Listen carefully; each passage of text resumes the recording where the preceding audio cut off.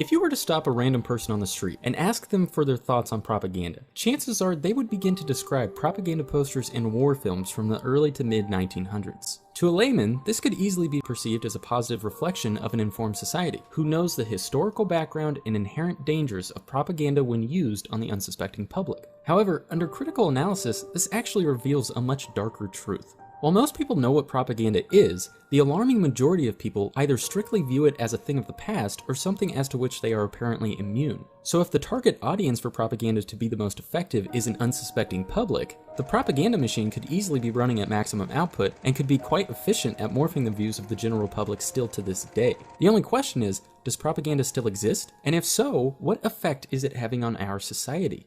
The goal of propaganda is to form a consensus to a standard set of beliefs by influencing and altering the attitudes of a population towards a specific cause, position, or political agenda. As someone who has taken a great interest in human psychology as well as studying marketing at university, I can't help but see a correlation between propaganda and today's advertising techniques. I mean, think about it. Both advertising and propaganda techniques try to persuade the target audience by hitting them on an emotional level. They don't deny this either. Dr. Robert Heath, a professor at the University of Bath and a pioneer in establishing the value of emotion in advertising, states, "My research with David Brandt and Angus Nairn shows that emotional response toward advertising plays an important part in building a strong brand. The basis on which meta-communication operates is entirely emotional, conditioning your feelings and building strong relationships. An ad that resonates emotionally is one that will build a stronger, better brand over time." You see, advertising agencies don't just know that their ads can subliminally affect people on an emotional level, they orchestrate their entire marketing campaigns around it. If manipulating people's emotions in order to sell them on something, and to structure how their brand is perceived in the minds of the general public, doesn't sound like Propaganda 101 to you, consider this. Joseph Goebbels was the Reich Minister of Propaganda in Nazi Germany from 1933 to 1945. As part of Hitler's Rotzenstab policy, coordinating the whole population in Nazi Germany behind Hitler, Goebbels drew inspiration for Nazi propaganda by studying the way advertising companies worked in America. Furthermore, Goebbels used his position within the Nazi hierarchy to influence newspapers, the cinema, theaters, art galleries, and radio broadcasts. What's more shocking is how proud the American Advertising Agency was about this at the time. The July 20th, 1933 issue of Printers, Inc., one of the lead advertising trade journals of its time, speaks approvingly of Hitler's methods and gives alarming insight into just how closely related propaganda is to advertising. The article stated, "As is well known, the word propaganda in Germany is used synonymously with the word advertising. Although in this country and in Great Britain propaganda has the unfortunate connotation of being free instead of being paid for, this distinction does not exist in Germany." Basically, this 1933 issue of Printers, Inc. is saying that the only difference between propaganda and advertising is funding. The reality is, propaganda and advertising are cut from the same cloth, and no one in their right mind would deny the existence of advertising in today's world. So why would anyone assume that propaganda no longer exists? Propaganda is a form of biased communication aimed at promoting or demoting certain views, perceptions, or agendas. And just as marketing campaigns on behalf of a given brand uses sinister means of emotional manipulation to sell their product, so too do propaganda campaigns subvert our consciousness in order to sell us on a foreign narrative in a means to manipulate the consensus. Really, the question of whether propaganda still exists today seems redundant in a world built on television slogans. So the high plausibility of propaganda's modern-day existence, based simply on the fundamentals of advertising and reasoning that one might have a political agenda to push, seems so firmly grounded on logic and reason that it really should be assumed a certainty. But both the threat and true effectiveness of propaganda is dependent on coordination. If a wide variety of people with diverse views on varying topics all own and contribute to different areas of media, regardless of how deliberate a potential propaganda campaign may be, the views expressed in that campaign will be cancelled out by the opposition. Conversely, if there's a small group of people controlling the national narrative, it's more likely that the views held by those individuals will penetrate into the messages they present and ultimately make its way into the public's consciousness. And that's just assuming the people in control of media agree on a particular topic. That's not accounting for deliberate propaganda.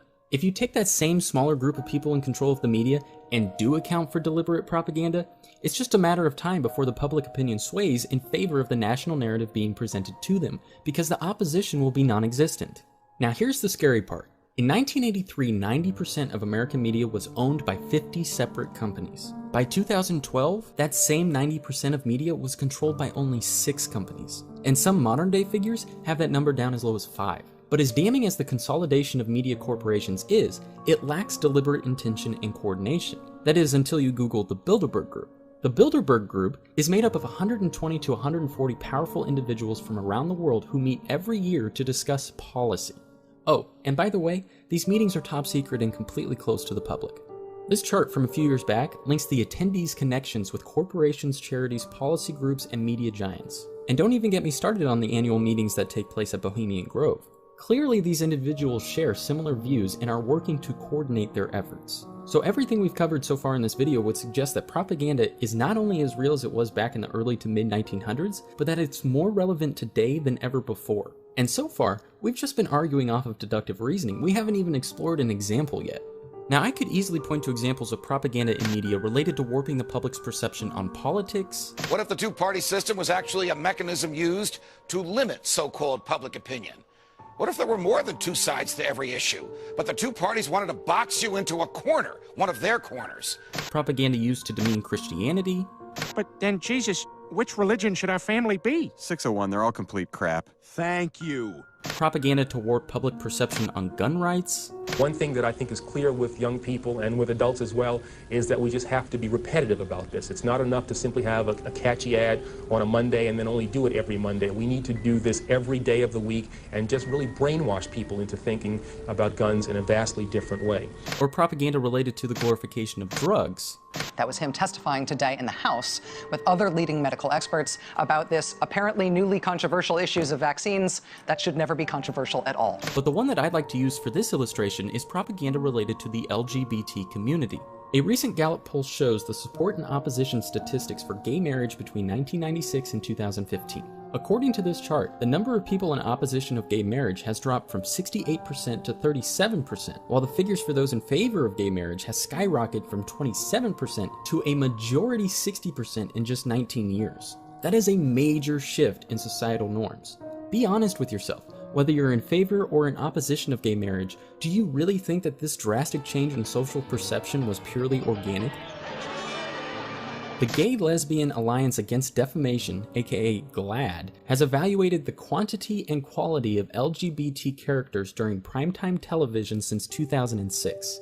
Their stated objective is to push for positive representation and to increase the amount of representation. The 2015 GLAAD ratings and score, based on the percentage of LGBT-inclusive original programming hours during primetime television, shows that programming is at an all-time high on broadcast and cable networks. Folks, the LGBT community currently makes up only 3.4% of the population. So why is 8% representation considered a failing grade and 28% representation considered merely adequate? Check the link in the description for a fascinating article written by a former transgender individual who elaborates more on this coordinated effort to make LGBT narratives the new norm in America. A typical approach for indoctrination through the use of propaganda is as follows. First, the viewer is exposed to the information and is made conscious of the subject matter.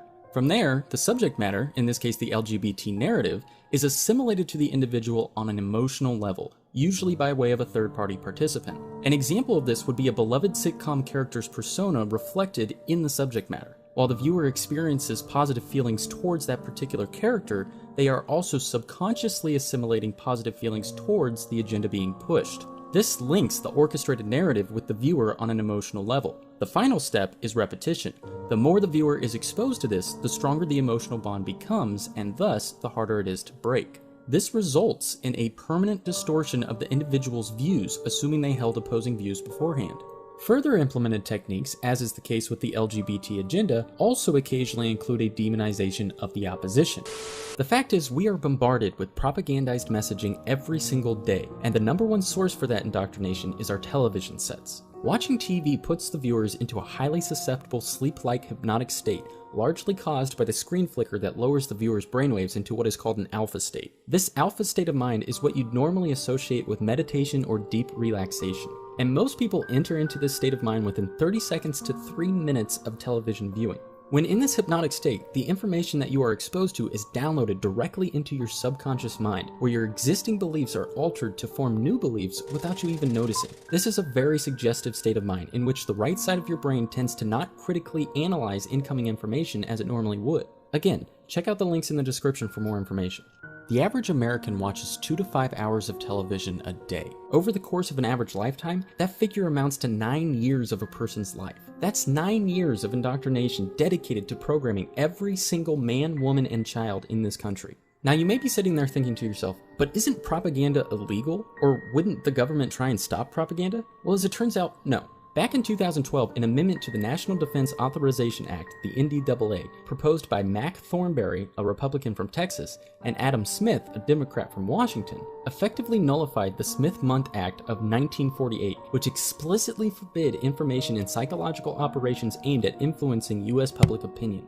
This amendment effectively allows the United States government to legally use, quote, information operations on the American public. These information operations, or IOs for short, are loosely outlined as incorporating, quote, the integrated employment of electrical warfare, computer network operations, psychological operations, military deception, and operations security in concert with specified supporting and related capabilities to influence, disrupt, corrupt, or usurp adversarial human and automated decision-making while protecting our own. And the primary purpose for IOs is to, quote, shape the essential narrative of a conflict or situation and thus affect the attitudes and behaviors of the targeted audience. So not only does the government permit propaganda to be used against the American public, they've actually taken special precautions to legally use propaganda on the general public themselves. People, propaganda is the most effective on an unsuspecting public. If you're the type of person to limit propaganda's existence to the pages of a history book, or think that you've somehow evaded any form of propaganda and its effects on your beliefs, then you are actually the perfect candidate for the propaganda machine. Now, I know it's difficult to consider that your beliefs may not be entirely your own, but it's important to try. The first step to overcoming any form of indoctrination is to be aware of your own susceptibility and to take an honest, introspective look into your own beliefs. Because propaganda is most effective when combined with emotional stimuli, it's important to analyze your own emotional responses to conflicting information that you may be presented with. In other words, if someone says something to you that you disagree with, and you feel an intense emotion in response to what they've said, chances are the beliefs that you hold on that particular topic are intimately tied to an artificial emotive response ingrained in your mind through years of indoctrination. Stay conscious to these threats of persuasion, and focus on evaluating new information from an emotionally neutral and purely logical frame of mind. Only then will you be able to counteract the effects of propaganda and start to form your own opinions.